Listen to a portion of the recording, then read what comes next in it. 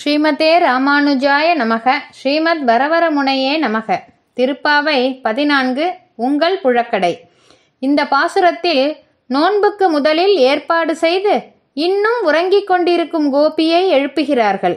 அவளை அழைக்கும் விழி நாவுடையாய். அவளின் பேச்சு சாமர்த்தியத்துக்கு நிகரில்லையே.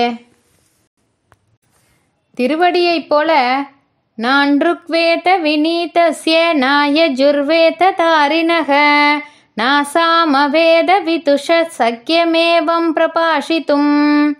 ராமன் எம்பெருமான் திருவடியை பார்த்தபோது திருவடியின் பேச்சை கேட்டு தெரிவிக்கும் வார்த்தை ருக் யஜுஸ் சாமம் என்னும் 3 வேதங்களையும் அறியாதவனால் இப்படி பேச ஒண்ணாது.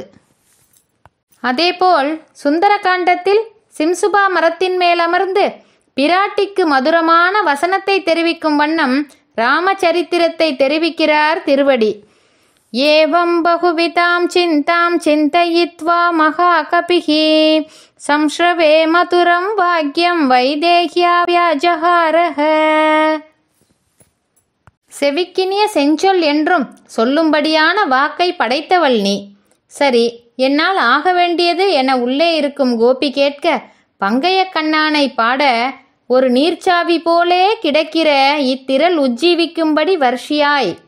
மழை பெய்யாத போது ஒரு பயிரானது எப்படி நீருக்கு காத்து கொண்டிருக்கும், அதே போல எம்பெருமான் திருநாமம் உன் வாயினால் கேட்க காத்து கொண்டிருக்கிறோம்.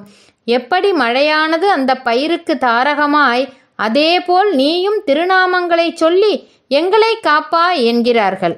ஆண்டாள் திருவடிகளே சரணம். ஆழ்வார் எம்பெருமானார் ஜீயர் திருவடிகளே சரணம். ஸ்ரீமதே ராமானுஜாய நமக.